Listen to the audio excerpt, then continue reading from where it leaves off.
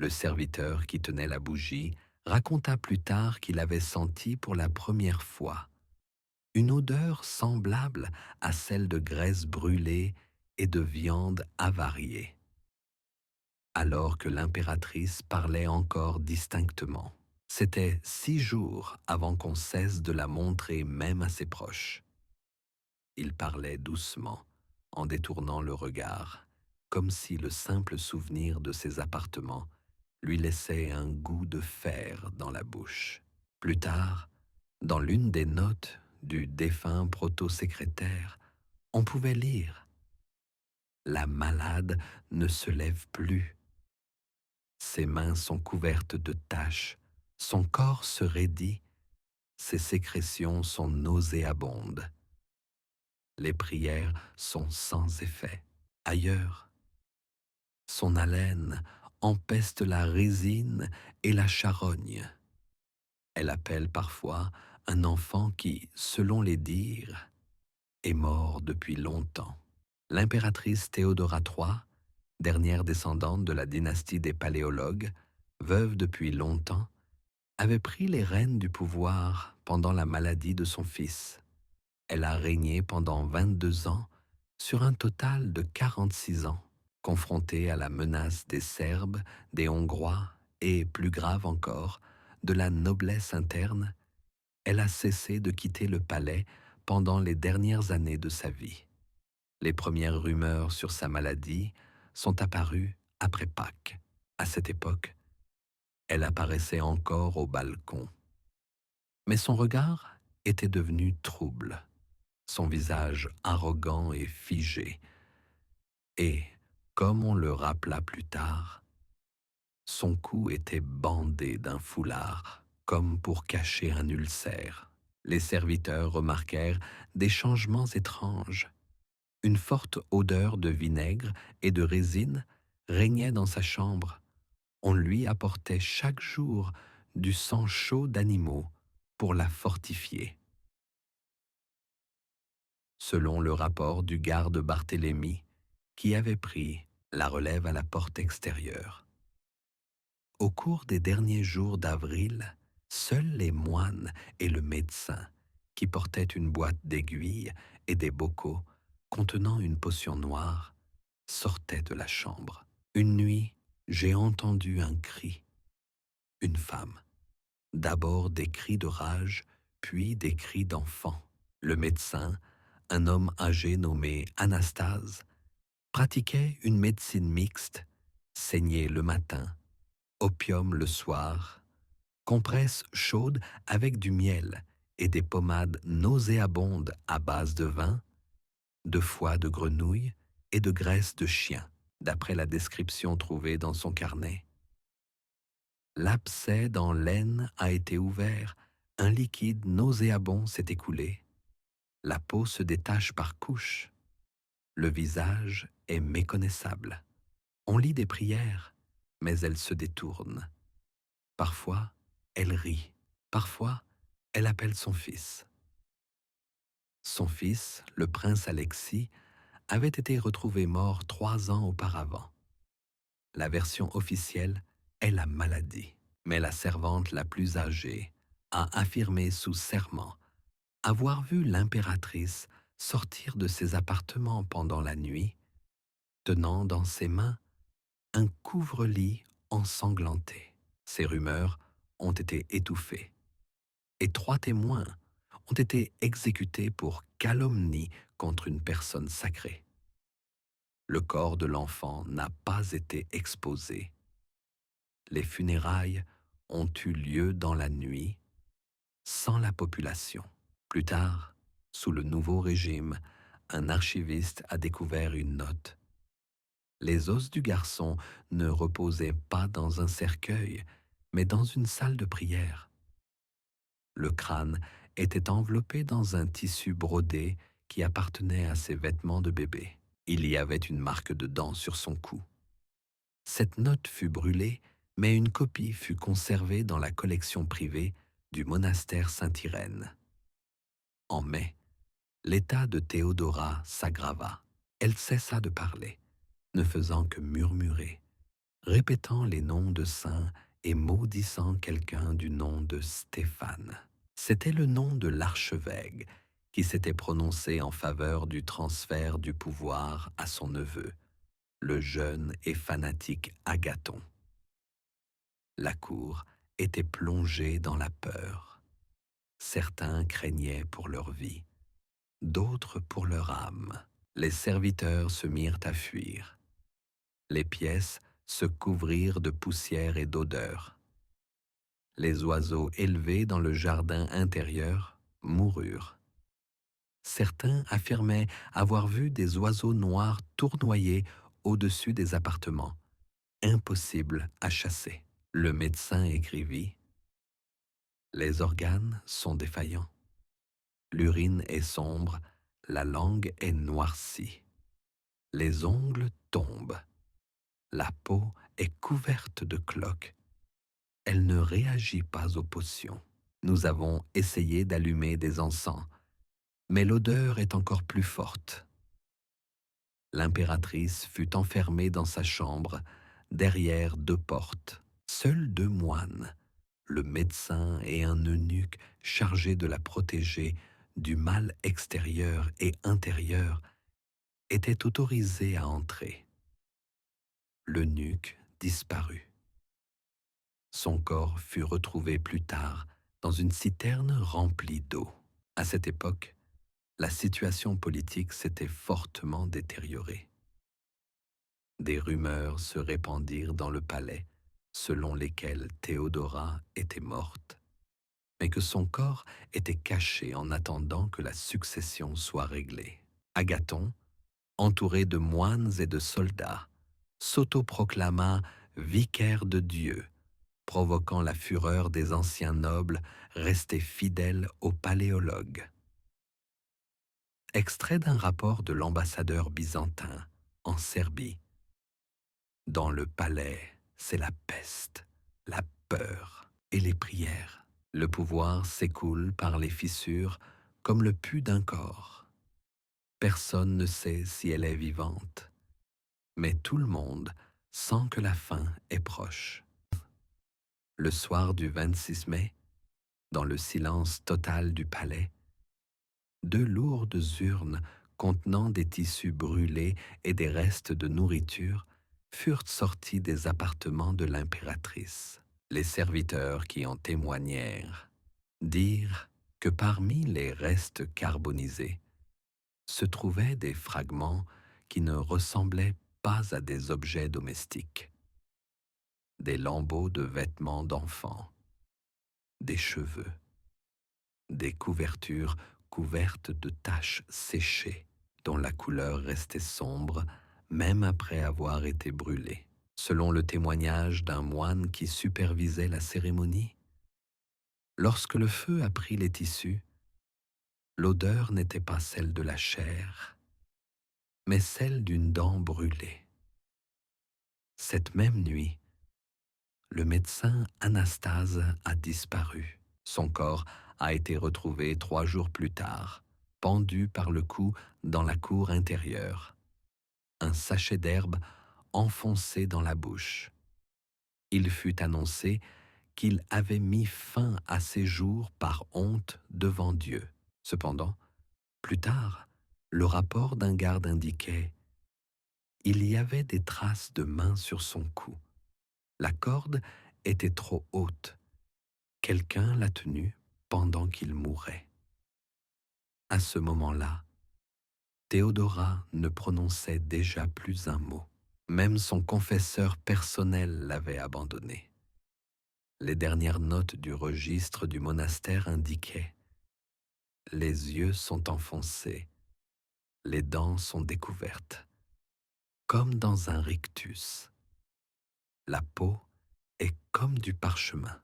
Le corps dégage une odeur nauséabonde, insupportable, même pour ceux qui sont habitués à la putréfaction. L'accès à ces appartements fut définitivement interdit. Les eunuques furent remplacés par des moines. Les portes furent clouées de l'intérieur et scellées avec de la cire portant les armoiries des paléologues. La nourriture était passée à travers une fente dans la porte. Aucun de ceux qui avaient apporté les plateaux ne revint une deuxième fois. Ils demandèrent à être transférés ou restèrent silencieux jusqu'à la fin de leur vie. Selon le traité sur la mort des oins, rédigé plus tard par le médecin Sava de Crète à la cour d'Agaphon, Théodora, privée de la grâce de Dieu, a subi une décomposition putride de son vivant. Nous avons des raisons de croire que ses entrailles ont commencé à se décomposer 3 semaines avant sa mort physique. La bile s'est infiltrée dans son sang, ce qui a jauni ses yeux et couvert sa peau de taches, comme chez les morts. Les serviteurs ont remarqué qu'un liquide s'écoulait de ses oreilles. Dans certains cas, c'est un signe de putréfaction du cerveau. L'odeur se répandit dans toute l'aile sud du palais. Les ambassadeurs venus de Serbie, de Bulgarie et du Saint-Siège refusèrent d'entrer dans les salles proches de ses appartements. C'est alors qu'Agaphon passa à l'action. Sous la protection de moines armés, il convoqua un conseil au cours duquel il lut une lettre prétendument écrite de la main de l'impératrice. « Je confie le pouvoir à mon neveu, car ma chair est faible et mon esprit aspire au repos. » La signature fut falsifiée. Le sceau fut prélevé sur un vieux document, en trompant le bibliothécaire. L'un des membres du conseil, l'archonte Manuel, un vétéran des guerres précédentes, se leva et dit « Si elle est encore en vie, qu'elle se montre. » Il fut traîné dehors et pendu le jour même pour incitation à la révolte. Au début du mois de juin, à la tombée de la nuit, la cour fut remplie du son des cloches. Les gens ont pensé que l'impératrice était morte, mais un moine descendu de la tour a annoncé « Elle est vivante ». Mais elle n'a plus rien d'humain. Néanmoins, 3 jours plus tard, les portes ont été enfoncées. À l'intérieur, on l'a trouvée immobile, sur son lit, dans une chemise ensanglantée. Son corps était noirci, son visage défiguré. Un œil manquait. L'autre était ouvert, comme s'il observait. Une poupée d'enfant gisait sur sa poitrine. À côté d'elle se trouvait une note griffonnée sur un morceau de cuir, sur laquelle on reconnut plus tard les mots « Il pleure encore ». Selon le rapport du patriarche, le corps était en décomposition, la chair se détachait des os, les mains étaient recroquevillées, comme celles d'un enfant dans le ventre de sa mère. L'aine était ouverte, la peau se détachait par lambeaux. La tentative de rituel funéraire échoua. Les encens ne parvenaient pas à masquer l'odeur. Le 2e jour, les moines commencèrent à vomir. Le 3e jour, silence. Lors de l'embaumement, les entrailles ont été découvertes, partiellement détruites. Certains organes manquaient. Le cerveau était réduit à une bouillie sombre. Les voies biliaires contenaient du sang coagulé. Les poumons étaient collés. Le foie était durci et infesté de vers. La cage thoracique était ouverte, d'après la description du serviteur, tout comme chez ceux qui sont morts depuis plus d'1 semaine. L'impératrice fut enterrée en secret près des murs du monastère, sans liturgie. Aucune pierre tombale ne fut érigée. Le lendemain, Agathon ordonna de remplacer toute la décoration de ses appartements et de renommer le palais. Une rumeur se répandit parmi le peuple. Théodora reviendra. Elle n'est pas morte, elle dort. Vous souhaitez connaître la suite dans la prochaine partie. La lutte pour le pouvoir, la révolte de la noblesse et l'effondrement de l'ordre après sa mort. Une semaine après les funérailles, le corps de Théodora refit surface dans les chroniques, non pas sous la forme d'une défunte, mais comme un signe. À Péra, dans le port de Constantinople, un marchand de vin affirmait avoir vu une femme vêtue d'une robe noire, le visage brûlé, passer devant son échoppe et lui murmurer en le regardant dans les yeux « Il pleure encore ». Ces mêmes mots ont été retrouvés sur le mur intérieur de la chapelle du palais, griffés à même la pierre. L'un des serviteurs affirmait que l'inscription était apparue soudainement et que les bougies de l'autel s'étaient éteintes d'elles-mêmes. Mais au-delà du mysticisme, des événements bien plus tangibles se produisaient. Le pouvoir d'Agathus, officiellement confirmé par une lettre et soutenu par une partie du clergé, inquiétait l'armée et la noblesse urbaine. Son fanatisme, ses tentatives de purifier la ville des dissidents souillés et la fermeture de 3 églises de l'ancien rite suscitaient l'indignation. L'archonte Térencie, gendre d'un ancien ministre, rassembla 500 gardes et bloqua l'entrée ouest du palais. Il exigeait que le corps soit rendu public et que des funérailles publiques soient organisées. En réponse, Agathus ordonna l'arrestation de sa famille. Les enfants furent envoyés dans un monastère. Sa femme fut jetée en prison, d'où elle ne sortit jamais.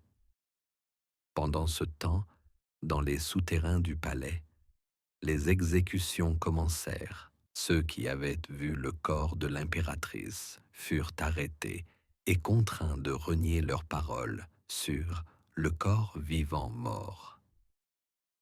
Les bourreaux travaillaient en silence. Ils coupaient d'abord les doigts, puis la langue, ensuite les yeux. La liste des repentis du monastère Saint-Thomas a conservé les noms de 46 personnes mortes en 3 jours. La ville était remplie de peur. Les chroniques mentionnent que les chanteurs se sont tus sur les marchés et que les tavernes ont fermé leurs portes. Les gens parlaient à voix basse. Personne ne sortait la nuit, et quand le vent soufflait du sud, les habitants des quartiers adjacents aux anciens appartements de l'impératrice sentaient une odeur que ni les sandales ni la résine ne pouvaient masquer. Pendant ce temps, la conspiration se renforçait. L'ancienne noblesse, ces familles qui avaient perdu leur influence sous Théodore, mais n'avaient pas oublié l'humiliation, commença à agir. L'archonte Valérius, un vieil homme respecté parmi les marchands, s'allia avec le commandant de la flotte andronique. Des lettres scellées furent envoyées à Thessalonique, à Trébizonde et même à Rome, proposant de reconnaître le nouveau souverain en échange de concessions commerciales et ecclésiastiques. Les documents faisaient état de la folie et de la mort impure de Théodora, de la falsification de l'héritage et du corps putréfié qui gouverne par l'intermédiaire de son neveu. Sentant la révolte approcher, Agathon ordonna d'ouvrir le cercueil de l'impératrice et de brûler son corps. Cela se passa pendant la nuit, dans le jardin où elle avait été secrètement enterrée. Des témoins se souviennent que la fumée était grasse, noire et collait à la peau. Certains soldats vomirent. L'un d'eux perdit connaissance. Les restes furent jetés dans une fosse et recouverts d'huile. Le prêtre qui avait béni le feu s'enfuit le lendemain avec une religieuse et se noya dans le Bosphore. Mais cela ne servit à rien. Le troisième jour, après l'incinération, les gardes de Valérien firent irruption dans le palais. Le combat fut bref. Les moines qui défendaient Agathus n'eurent pas le temps de résister. Le neveu fut capturé. Le bourreau, nommé Nicéphore, se souvint plus tard. Il ne pleurait pas, il priait jusqu'à ce qu'il voie les clous. On le cloua à une planche et on l'exposa à la porte ouest. Sur ordre de la noblesse, le corps d'Agathon ne fut pas enterré. Il fut brûlé dans le même four où l'impératrice avait été incinérée. Ses cendres furent mélangées et dispersées au-dessus de la mer. Le nouveau dirigeant, l'archonte Valérius, refusa le titre d'empereur. Il convoqua une assemblée populaire et promit de rétablir l'ordre et la modération de l'Église. Mais un mois plus tard, de nouveaux troubles éclatèrent. La superstition s'était enracinée. Les rumeurs ne disparurent pas. Les gens affirmaient avoir vu une femme vêtue d'une robe brûlée dans les cimetières, près des murs du palais, sur les marchés. Les enfants disaient avoir entendu des pleurs. Les moines ne se couchaient pas les yeux ouverts. Dans les appartements où vivait Théodora, on entendait des bruits de pas. L'un des chroniqueurs conclut: la mort du corps n'a pas mis fin à la pourriture du pouvoir. Son ombre, putride, sans vie, mais tenace, est toujours présente. Vous voulez lire la 4e et dernière partie? Elle raconte la fin de la légende, la réaction de l'Europe et le schisme de l'Église. 40 jours après l'incinération des restes de Théodora et l'exécution d'Agathus, une ambassade de Venise arriva à Constantinople. La délégation était dirigée par le cardinal Mario Mazzini, chargé par le pape d'établir la paix ecclésiastique et de vérifier les rumeurs concernant la mort impure de l'impératrice. Les documents d'accompagnement, portant la mention à ne pas lire en dehors de la curie, contenaient un rapport sur des lettres inquiétantes reçues de marchands et de clercs, des messages faisant état de hallucinations, de maladies parmi les moines, de crises de rage chez les enfants nés à la lueur des bougies. Le cardinal fut accueilli sans faste. La cour était vide. Valérius s'était retiré du pouvoir, invoquant des raisons de santé. Le pouvoir était en fait entre les mains d'un conseil de nobles qui craignaient eux-mêmes de prononcer le nom de Théodora. Mazzini interrogea les serviteurs, examina les registres et se rendit sur les lieux de l'incendie. Dans une lettre au pape, il écrivit: « L'odeur est encore perceptible à proximité des anciennes chambres. Les murs sont noircis. Certains affirment que du sang suinte de la pierre. L'ouverture des archives a révélé une incohérence dans les dates. Le corps était apparemment mort avant le transfert du pouvoir. La signature sur le document n'est clairement pas la sienne. Il s'agissait d'une usurpation sanctifiée par le mensonge et la peur. Derrière les murs du palais, la vie ne reprenait pas son cours normal. Les serviteurs continuaient de disparaître. Les religieuses du couvent Sainte-Irène ont demandé à être transférées. La nuit, quelqu'un sonnait les cloches et des voix d'enfants résonnaient dans les couloirs. À l'hôpital de l'église Saint-Paul, plus d'une vingtaine de suicides ont été recensés parmi les patients atteints de fièvre. Avant de mourir, tous délirent à propos d'une femme à qui on avait arraché un œil. Lorsqu'une partie de la mosaïque représentant la Vierge Marie s'est détachée de l'église Sainte-Sophie, le peuple y a vu un signe. L'un des prêtres a déclaré: Théodora n'est pas pardonnée. Elle reviendra tant que la vérité sur sa mort n'aura pas été révélée. 2 jours plus tard, il a été retrouvé mort dans un puits, les mains ligotées.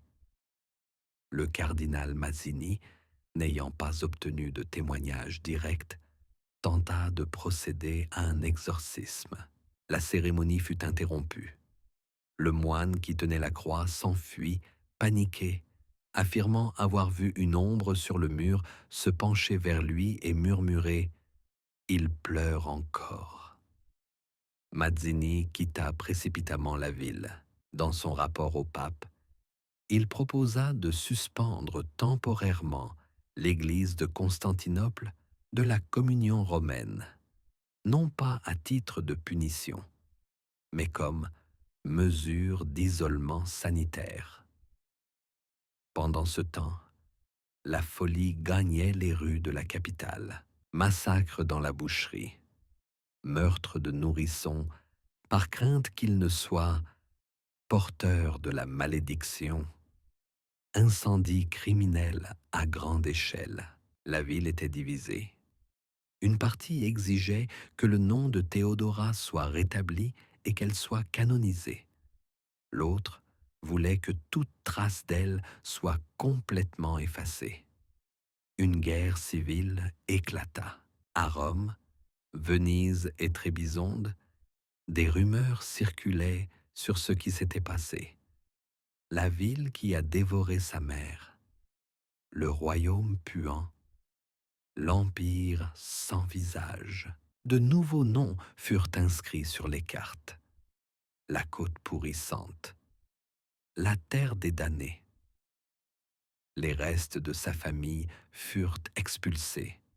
Certains furent pendus.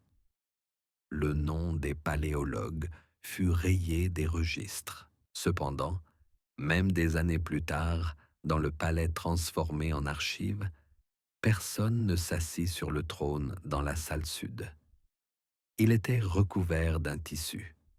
Les serviteurs l'évitaient. La nuit, on entendait toujours des bruits de pas dans les couloirs.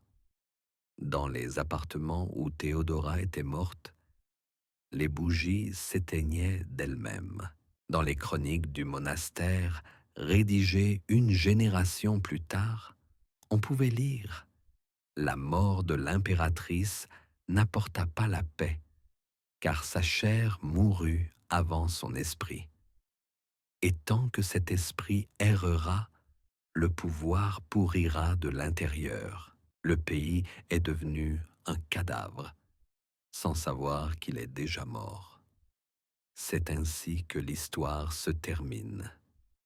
Le corps d'une femme dévorant son enfant est peut-être un mythe, mais la peur qu'elle a laissée derrière elle était bien réelle. Et aujourd'hui encore, à Constantinople, certains refusent de la nommer. Ils l'appellent simplement elle.